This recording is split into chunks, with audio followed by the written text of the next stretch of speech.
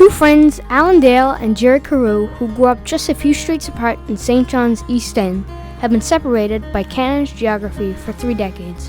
They came together virtually during the pandemic to chat about like-minded interests. Alan lives in PEI and Jerry in Newfoundland. Thriving in remoteness has been a common theme for both of them during the pandemic. Gale Force Wins, the podcast is the result. And welcome to another edition of Gale Force Wins. With me, as always, my good buddy, Jerry Carew. How are you today, Jerry? Well, I'm doing good. I must say, Gale Force Wins is really taking some momentum.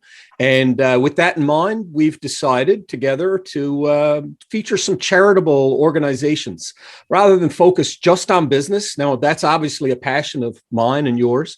We want to help some of the charitable organizations get a little bit of notoriety and tell their story. So with us today is Paul Davis. But Al, I'm excited about being able to do this. How about you? Listen, Jerry, I couldn't be more excited about it. There's success everywhere. And oftentimes these organizations, they need a platform to tell their story. And Gale Force Wins is happy to be that platform. So it gives me great pleasure. Paul, why don't you go ahead and introduce yourself? Well, thanks very much. And as you said, I'm delighted to be here. And Paul Davis, if you never caught Jerry's first introduction, is my name. And I'm the vice chair of the National Board of the Leukemia and Lymphoma Society of Canada, which is the role that brings me to you gentlemen here today. So it's a pleasure to be with you. Thanks for having me. Paul, it's great. That's great. Yeah, sorry, I got to say something, Alan. I'm now part of the board, and I really appreciate the invite, and I do want to do my best. I will say that the name tends to be a bit of a mouthful sometimes, Paul. Leukemia and Lymphoma Society of Canada. So we're going to try and do our best to get it right, hey? I'm going to shorten it at times to LLSC is what we excellent shorten it to LLSC. But it's leukemia and lymphoma represent two major groups of blood cancers, more common blood cancers that impact patients. So Leukemia and Lymphoma Society covers those two major groups. Paul, and I can't wait to dive into the good work that you're doing. But before we get there, I want to know a little bit about you. I want to know where Paul Davis is from and where your journey is taking you from the beginning to here now. Well, how long is this podcast going to be? Listen, as long as the internet's up and on. Our viewers, Paul, are telling us an hour's not enough. They want 5 to 6 hours per episode. We're going to need a new contract, Jerry. Well, my interest in LLSC developed actually a decade ago this month, and through my lifetime, I've been involved with numerous charitable and health-related organizations. I founded the Avalon chapter of Motorcycle Ride for Dad. It was focused on raising funds for education, awareness, and research for prostate cancer.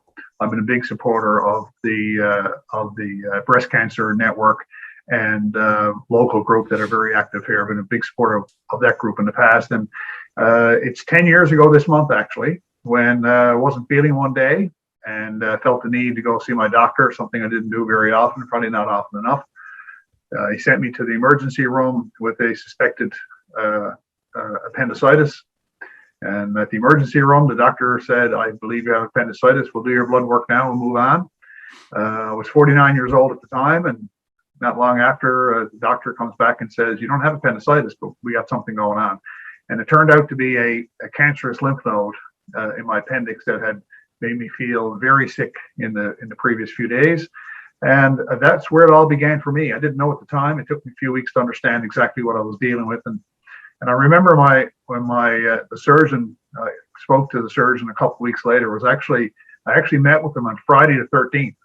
There's one for you. That's when he actually explained my diagnosis to me. And he told me I had lymphoma. I had to say, like, I don't know what are you talking about? What is that? And he had to explain to me how it was a blood cancer and the specifics of it. And then I was off to the races. So that's 10 years ago this month for me. Paul, what was it like in that moment when he told you that? Like, and what was going through your mind, and how does perspective kick in at that moment? Nothing has ever been the same since then. Nothing. Everything is different from that time.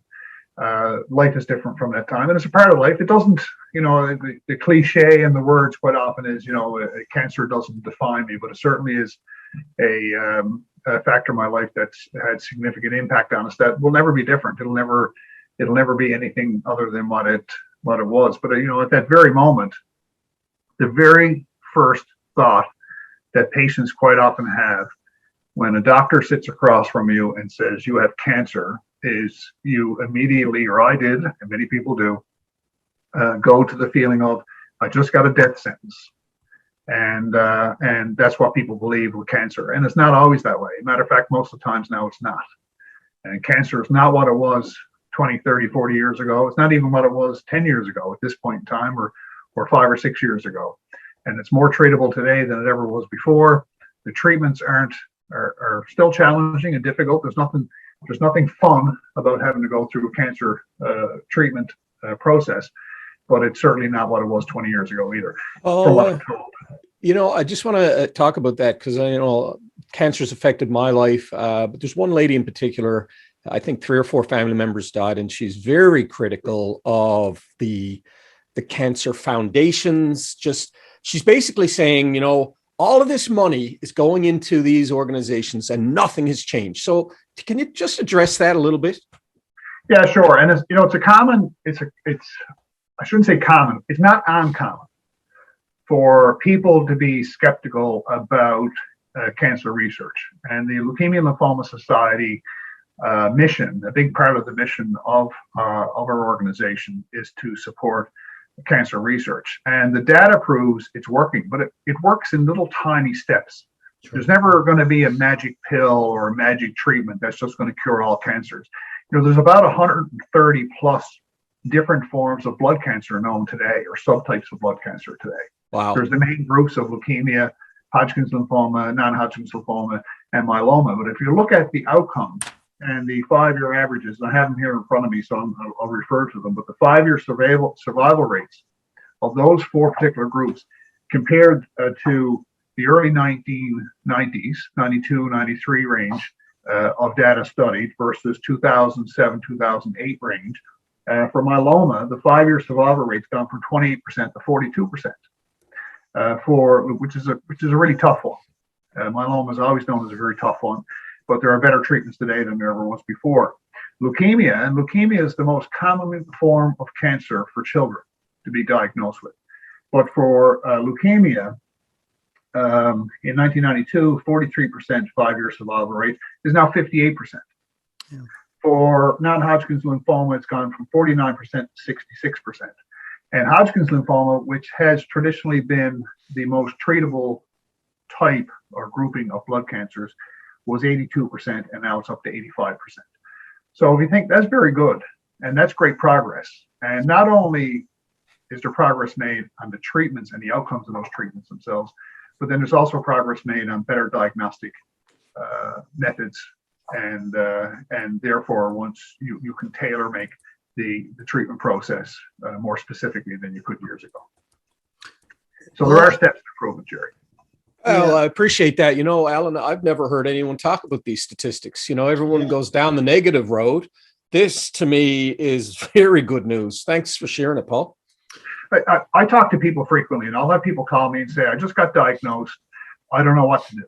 And there's a number of thoughts that I usually share with them. And one is that we have fantastic treatment programs, oncologists, hematologists, pathologists, technicians, support staff, nurses here in Newfoundland and Labrador. We absolutely do have fantastic treatment options here in this province.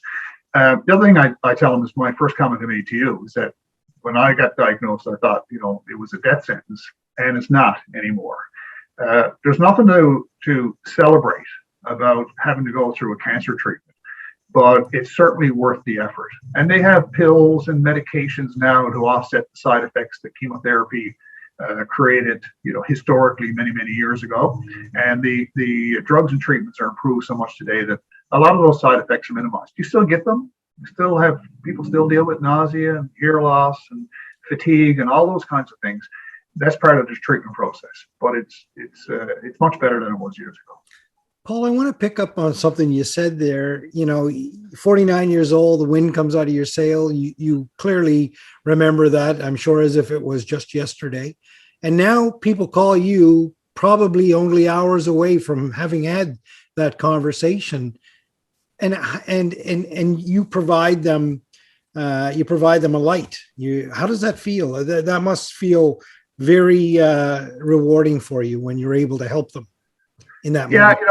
I remember when I got my diagnosis, because I had my surgery, and there was a couple of weeks went by before I actually knew what was going on. We went and met with my wife and I met with the surgeon. He said, you're going to have to be seeing a hematologist, and he said the hematologist is going to want this test, this test, this test. So I'm going to go ahead and order those now, which was encouraging. And then we came home and said, well, we got to talk to our family and friends and our son, who was a teenager at the time, and how we're going to do that. And I called a friend of mine, and John, and he had gone through leukemia himself, and he said, oh yeah, oh, very good. And he said, what did he tell you? I said, well, I'm gonna have to do chemo. He said, oh yeah, that sucks, but you'll be all right.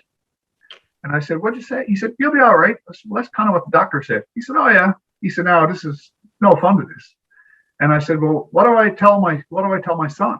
And he said, what I did was I went to him and I said, I have cancer, and there's a treatment plan, and it's going to be a rough go, but I'm going to be okay. And that's exactly the advice I took from him, and it's the advice I've given to others many, many times since then. Oh yeah, that's such a Newfoundland approach. Yeah, I'll be all right. That's fantastic, and to be able to pass that advice on to you, I mean, that's invaluable. That's incredible. Tell me about navigating through the healthcare system with this. How was that experience for you? It's amazing how quickly things can start to happen when you get a diagnosis like this. And I was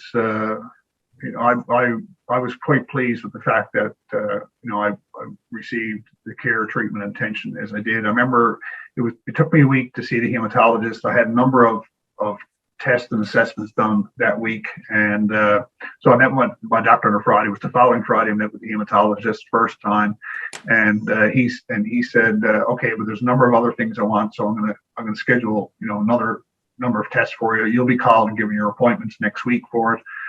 The next week I did some more testing, and then it was a few days after that when I met him, and I remember saying to him, can we get on with this?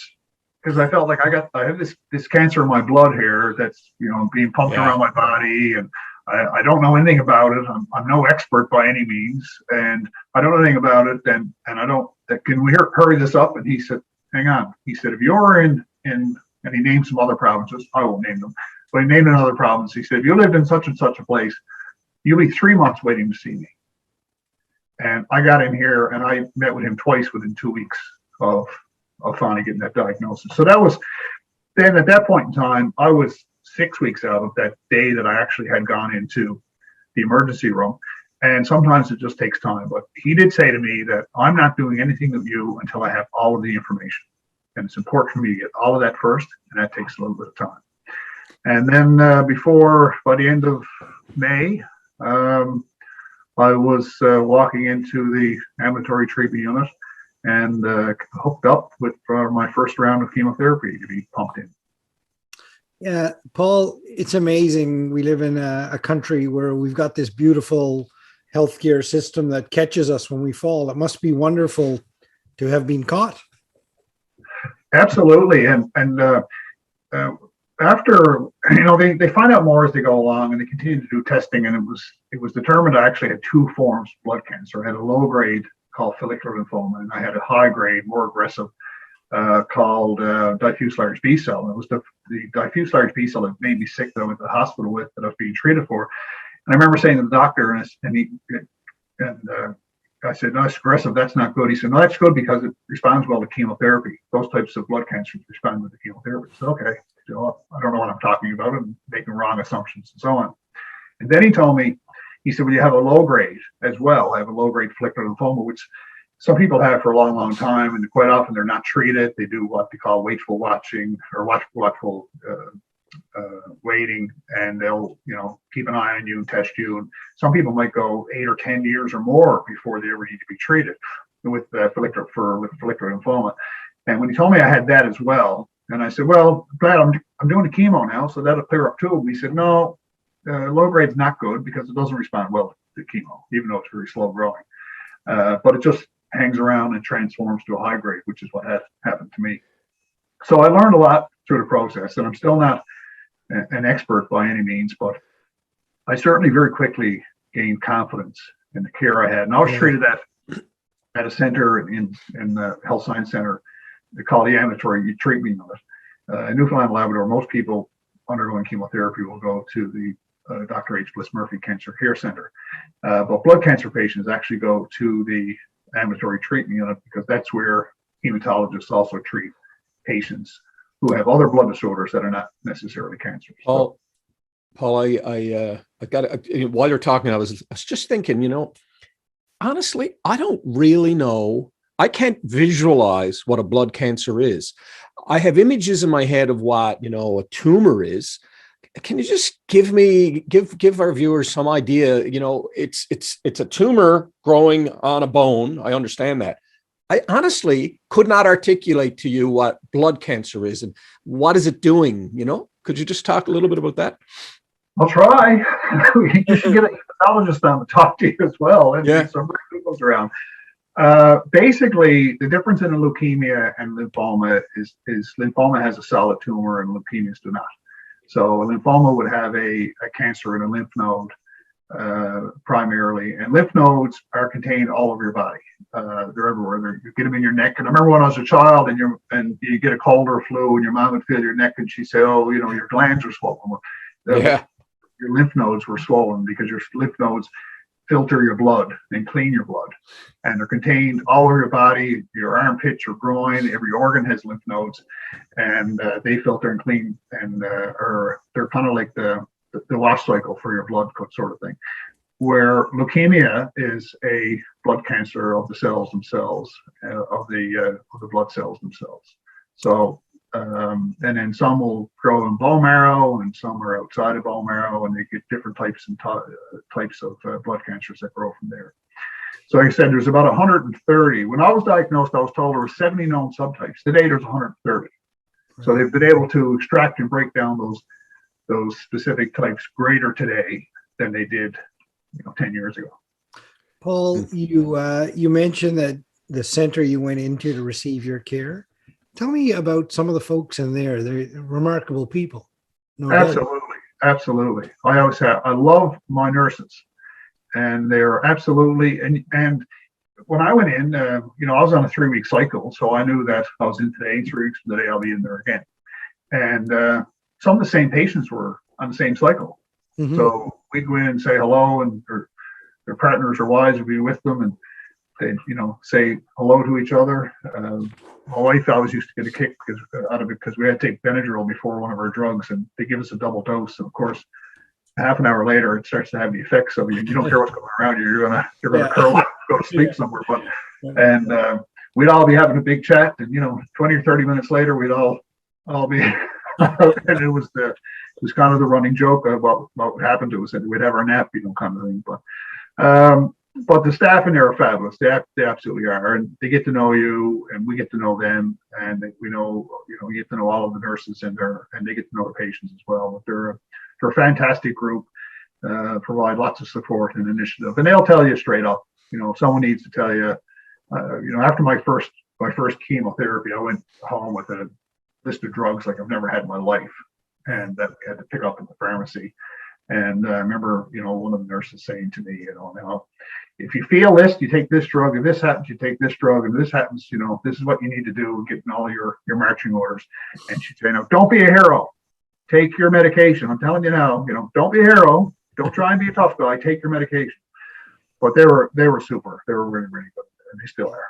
Yeah, I bet. And I bet it's something special in Newfoundland too, right? Because Newfoundlanders have a way to relate with one another, and it must be just really a special experience. You talk about, when you're 49 in that room, you get that diagnosis, and you said your life would never be the same again.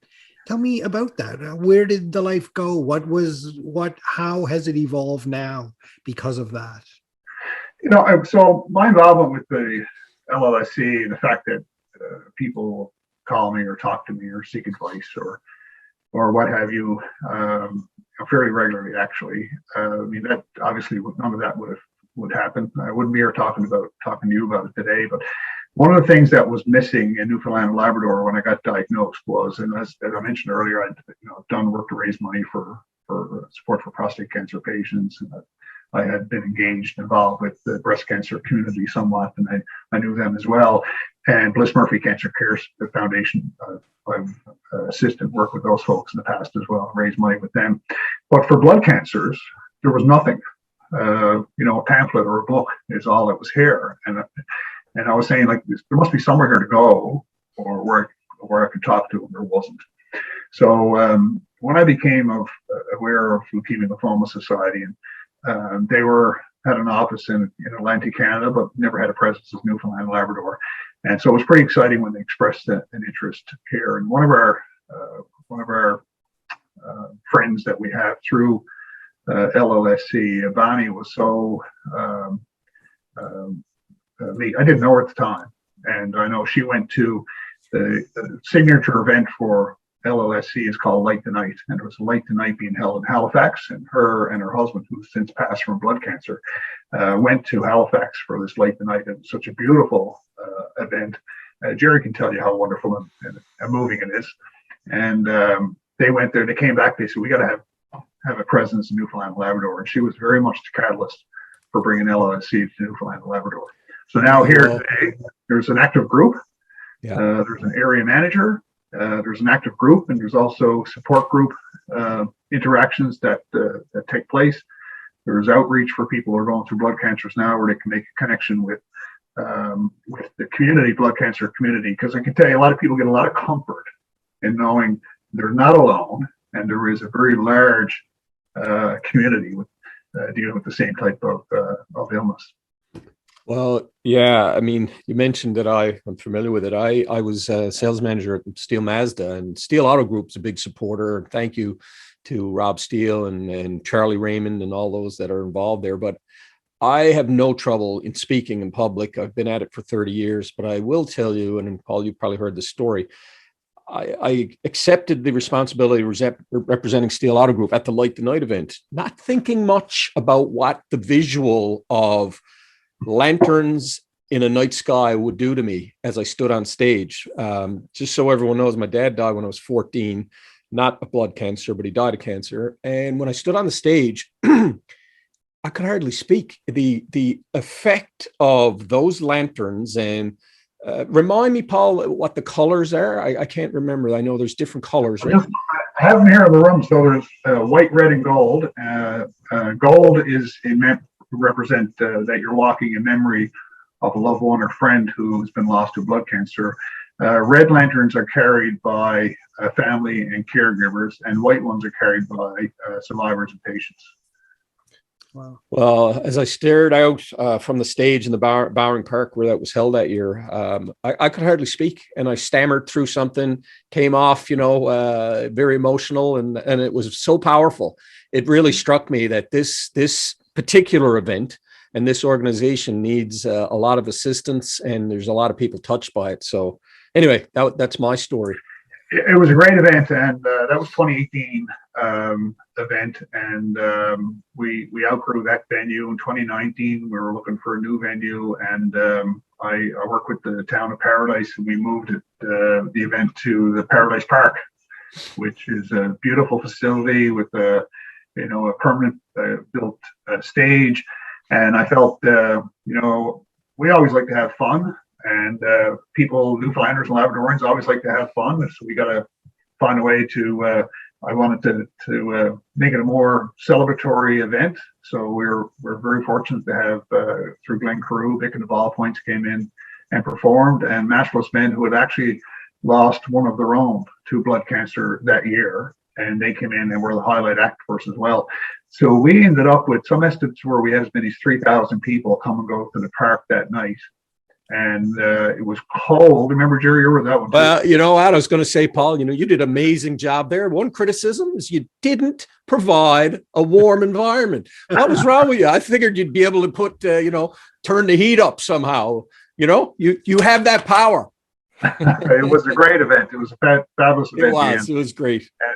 Of course, 2020 with COVID restricted what these events that late the night couldn't happen across the country. And like, as I mentioned, it's our signature event across the country. So we moved to a virtual platform last year, and I'm very proud to say that the organizing group, and it's a group that worked very, very hard. My role with them in 2020, admittedly, was pale in comparison to the efforts of some of those folks who did a great job, and they did a wonderful job. And we actually increased the revenue in 2020 over 2019 during COVID. We're one of two areas in the country, or two local late night events in the country that increased revenue from 2019. So they did a fabulous job. We're pretty proud of that.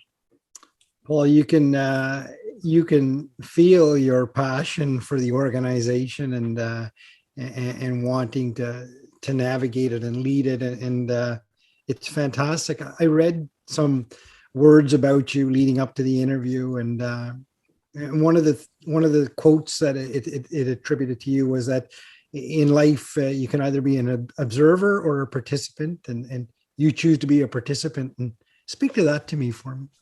Every single day, we live in the philosophy of live every day to the fullest. My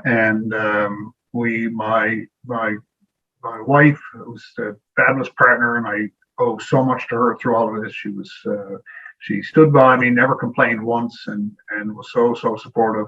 And I give her lots to complain about, but she didn't complain about any of it. It's been great, and it's really through her leadership, and her encouragement that we say, we got a lot of living to do, and that's the approach we took. I was 49 years old. I was facing a cancer diagnosis, and we weren't feeling very good about it the first couple of days. And she said, "Look, let's shake this off now, because we do have a lot of living to do, and the only thing that we actually have is today. We don't know what we're going to face tomorrow. None of us do." And we have this moment, we have today. So we better get everything we can out of every day. So we're both very active outdoors. My wife walks at least 8K most every day. I like to ride off-road trails and so on, and we have great paths and trails here in this area and around Northeast Avalon.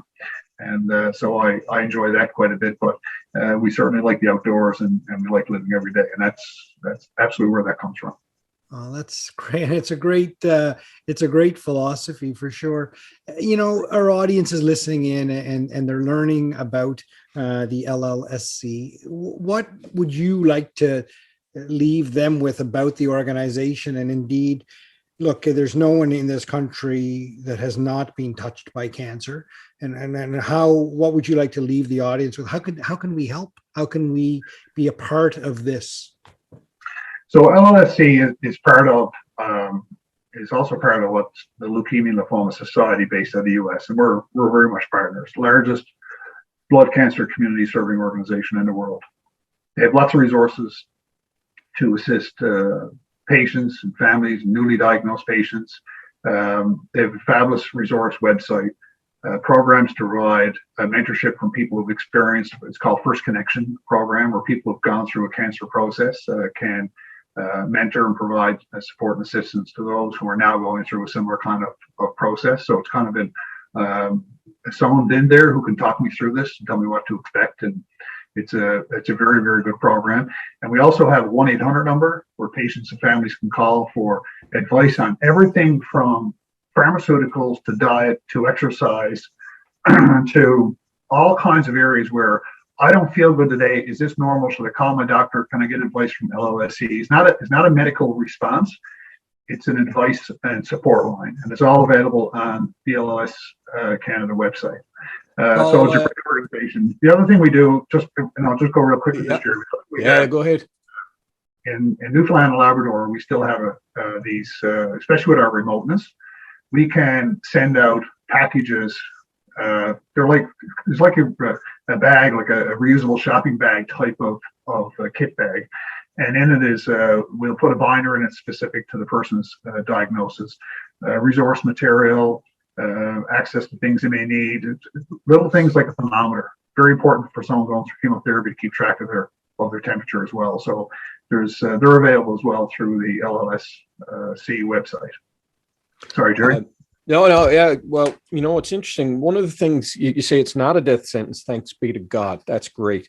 One thing that comes to mind, though, being a business person and the intensity of business and work, there must be anxiety around the treatments and the time away from work. What advice do you have for the people that are diagnosed, but also for employers in dealing with employees that have that? I think this is an important topic that I just want to pick your brain on that. Yeah. So, people choose how they're gonna work through their own journey. Some people are very open and public about it. Other people like to maintain confidentiality and privacy and don't want to discuss it or have anybody know about it. All the treatments are different. There's many different kinds of cancer treatments as there are types of cancer, and they can affect people in as many different ways as there is treatment. Some people can have difficult, challenging times, while someone else may have a much easier time with going through or tolerating treatments.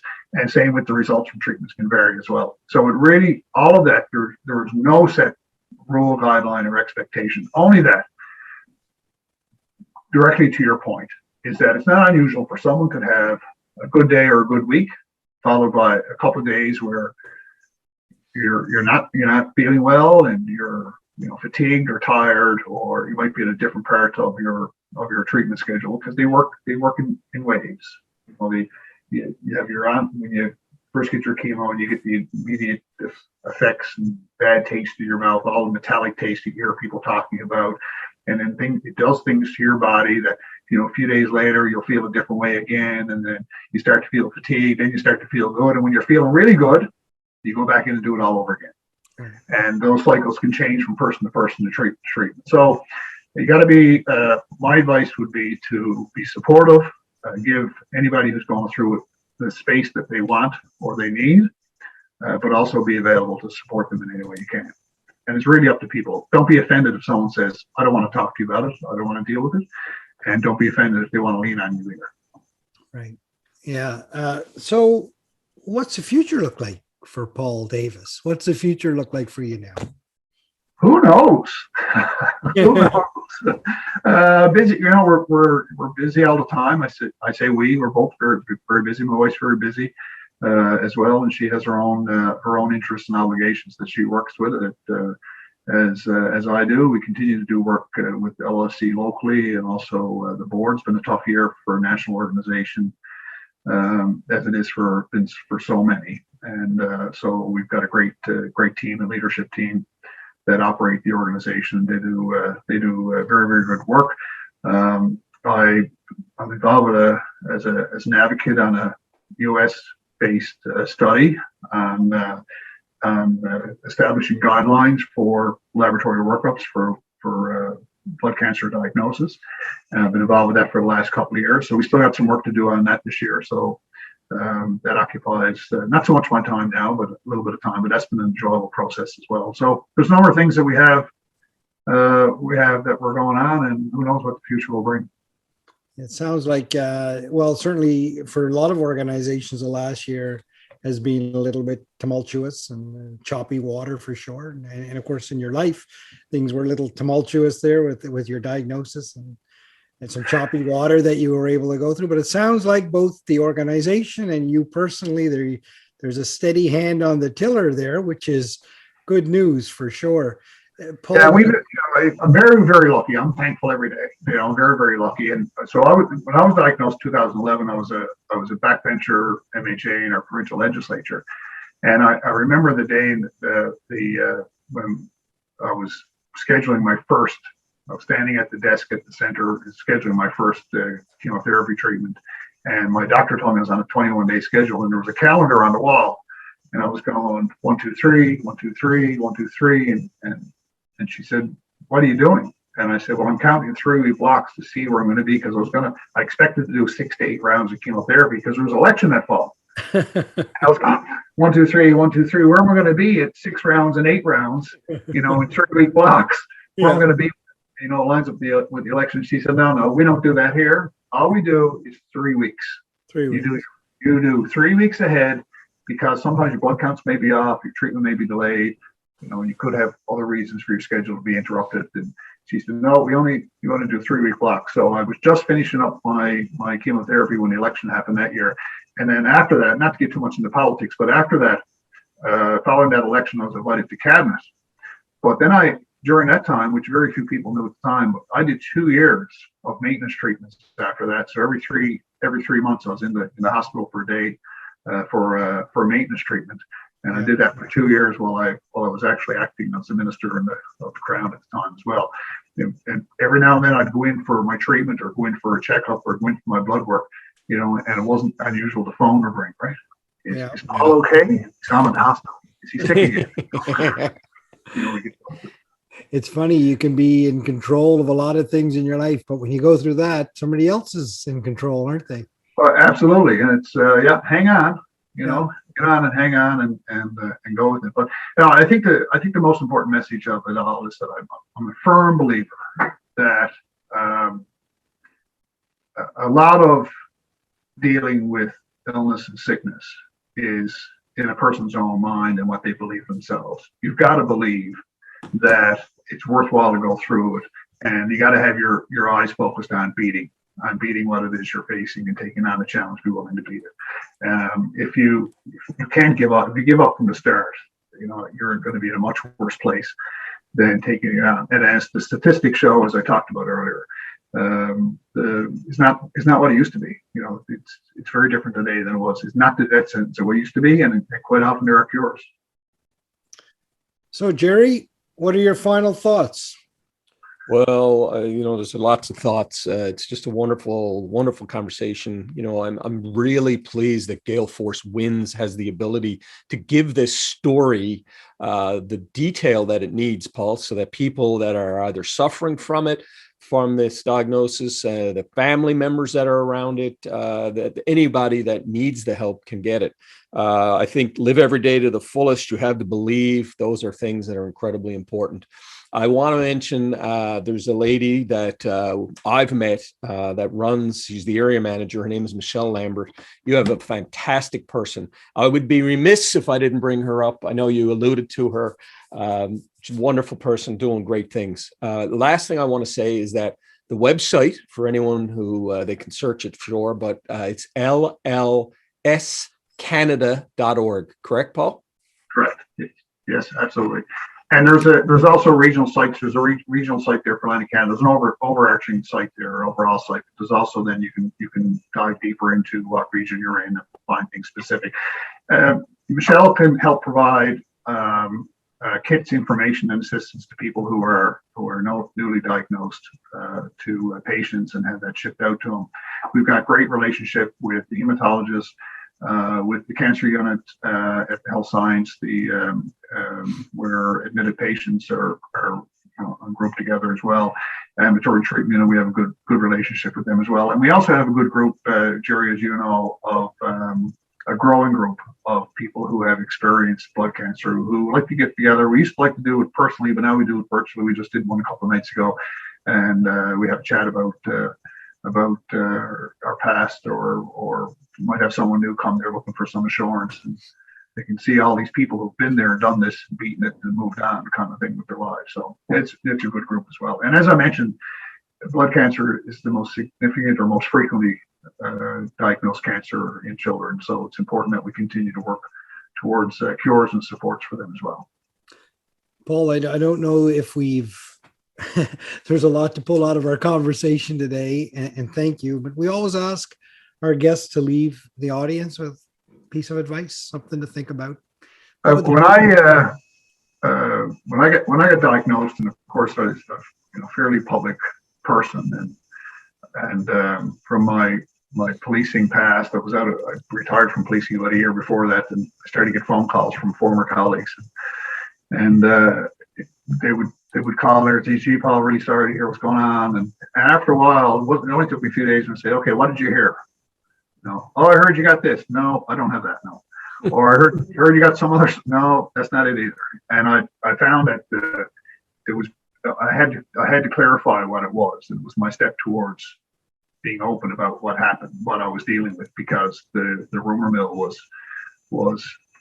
blowing things totally out of proportion, totally and very much inaccurate. And I remember my father-in-law, I'm talking to my father-in-law, and he said to me, he said, well, my son, he said, it can't always be somebody else. And they were very true words. And those words have stuck with me since then. And I think the headline or sub-headline on the story in the Telegram quoted my father-in-law as his words were, can't always be someone else. So when someone gets a diagnosis, many of us will in our lifetime. And if not, we'll have a loved one that will. And just remember, it can't always be somebody else. And most often there's a path forward, and there are great talented people to deal with it for you. Well, that's wonderful advice for sure. Well, ladies and gentlemen, just another wonderful episode of Gale Force Wins. What a pleasure it was to talk with Paul Davis and learn more about the Leukemia and Lymphoma Society of Canada and what good work they're doing. Also, such wonderful to hear about the great healthcare services that are available in Newfoundland and indeed in this country. We have a great social net here. There's so much for us to be very proud of. At the end of the day, I always leave the audience with my own little piece of advice or my own words, and that is, the world needs more Paul Davis. Thanks very much, Paul. Thank you, Alan. Thank you, Jerry, very much. Thank you for tuning in to Gale Force Wins. That's Gale Force Wins, WINS.com.